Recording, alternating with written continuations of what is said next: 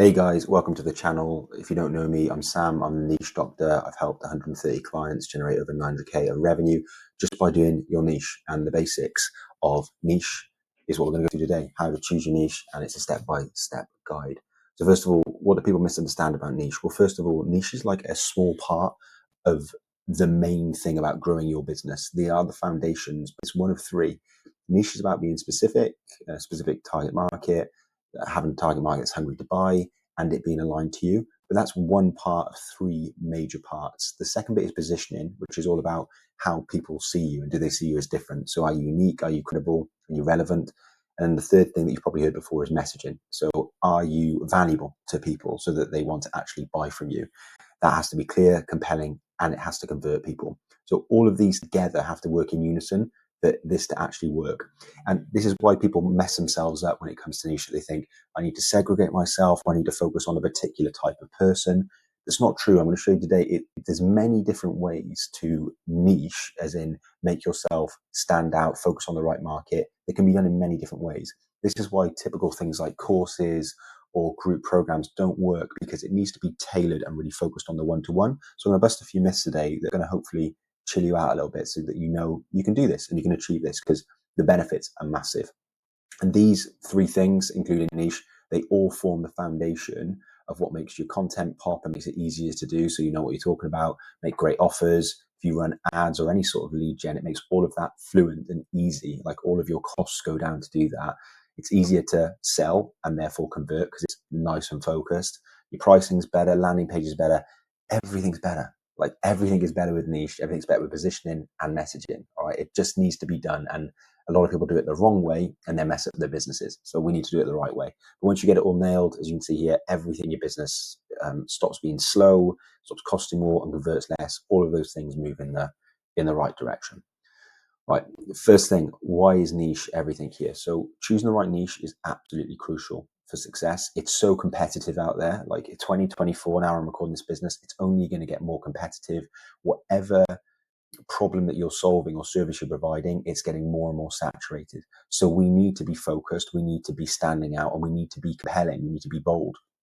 If you try to appeal to everyone, like the results are becoming invisible to your target audience. Okay, whoever that is, if they're broad, if they're specific, you become invisible without doing those three things, right?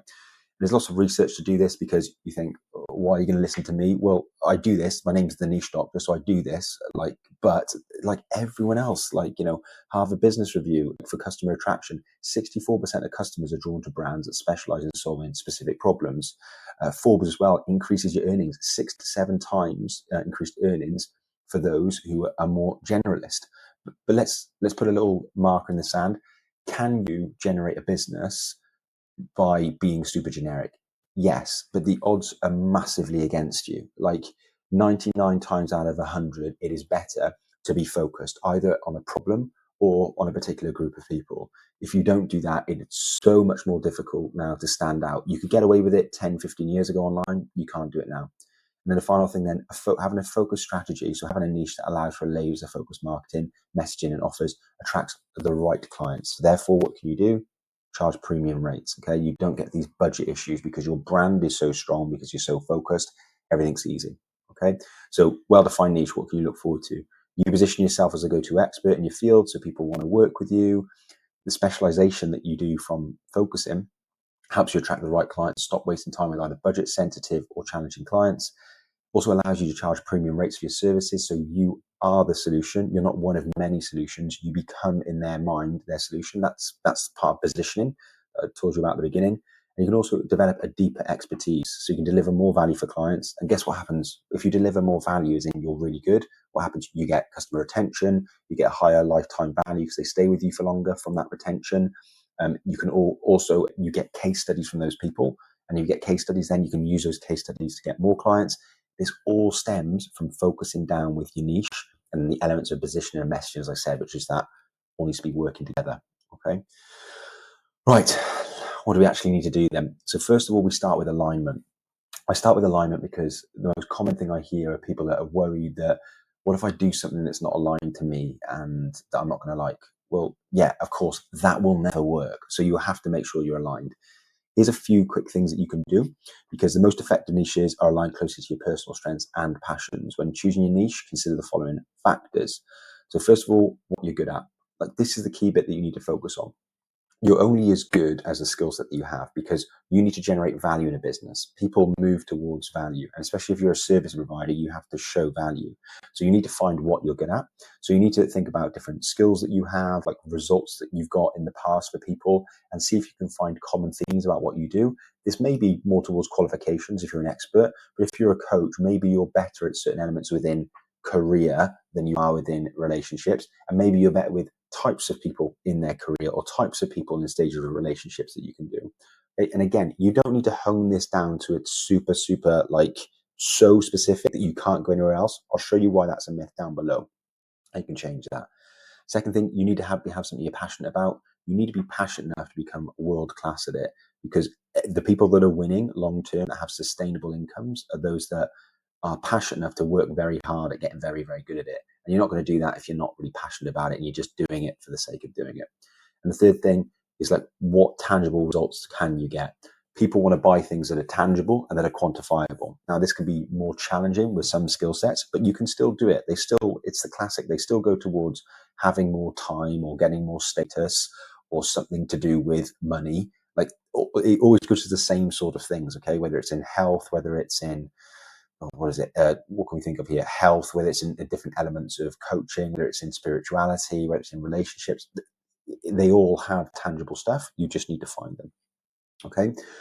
An example here, we've got an example, which is if you're passionate about helping women in leadership roles and have successfully coach managers break through career plateaus, that combination forms a strong foundation for the niche. Basically, that's giving you some breadcrumbs about what could be good here. So it aligns a bit with your strengths, your passions, proven results you got. You can then start to think about, well, is there an offering here? And that's the next bit that we need to look at. Alignment is one thing. The next thing is it needs to be profitable. If you have something that you think is cool and feels aligned, but it's not profitable, which we'll talk through now, it ain't going to work. The same way, when we talk with profitable now, if you find something that's profitable, but it's not aligned to you, that's also not going to work. So these two need to combine together. Okay, so while passion and skills are important, your niche also needs to be profitable. Here's how to evaluate the market potential for those things. First of all, an obvious one is spending habits. Like, do these people want to spend money to solve the problem? If they don't want to spend money or spend a tiny bit, then that either means you have to do low ticket and massive volume, which ain't going to work.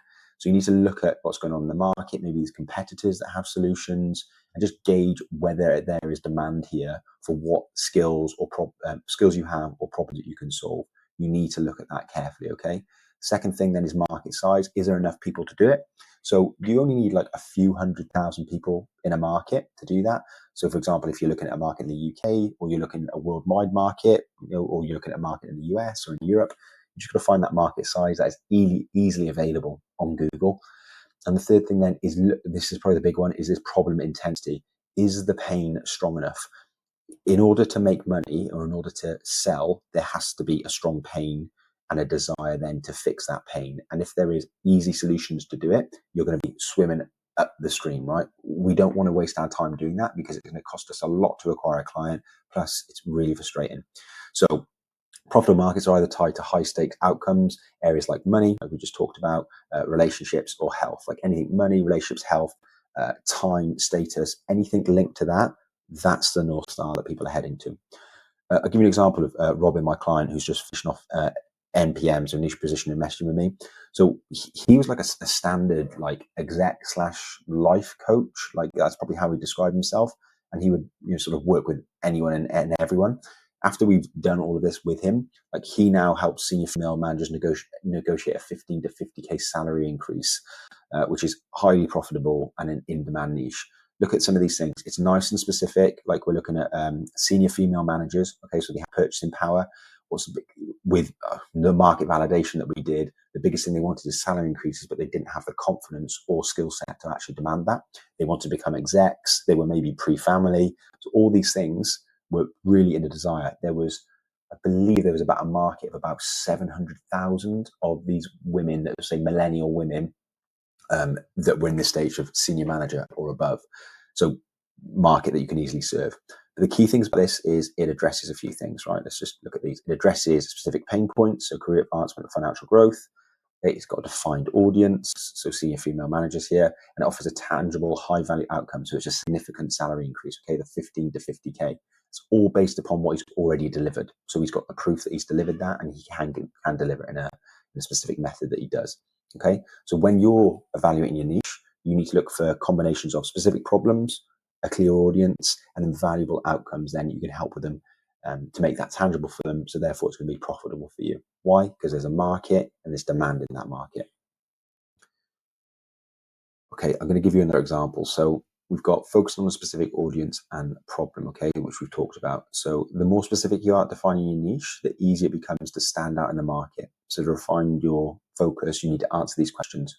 Target audience. Who do you want to help? You need to be as specific as possible. So the female senior managers example, that's really specific. You can't just put female employees, for example.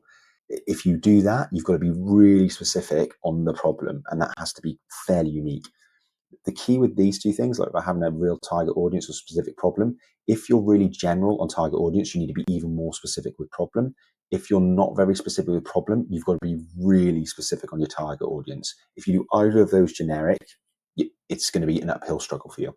Okay, so broad niches tend to be weak, while specific niches are strong. Okay, example here, I put down earlier, so you can have something like helping women in their careers. What 10 million people are saying that, career coaches are saying that online, life coaches are saying that online. There's so many people that do that. The strong niche, helping senior female managers negotiate 15 to 50K salary increase. Okay, which one would you go for if you were looking to advance in your career? The latter, right? It's very clear: audience, problem, desired outcome. Okay, let's skip through here. I want to show you this formula that I put together. So there's several elements that we need to look at. Okay, we've talked about a few of them, but the first one is it needs to be aligned. So you need to be good at it. You need to be passionate about it to get even better at it. And you need to prove that you can deliver results. Okay, so you just need a few case studies. If you're near at the beginning, you probably need to work for free to get great case studies and learn, so then you can charge for it, because you have no proof or value in the market. You can do it, so therefore you need to prove it that you can deliver results.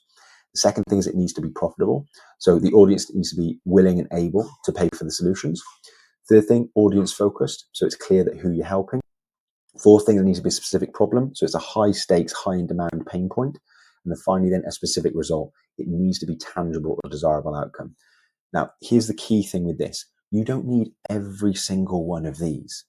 If you have every single one, phenomenal. But it's like you stack up. Like the odds are more in your favor if you do more of these. If you have something that's aligned to you, that is profitable, and then has a specific result, you're on the right path.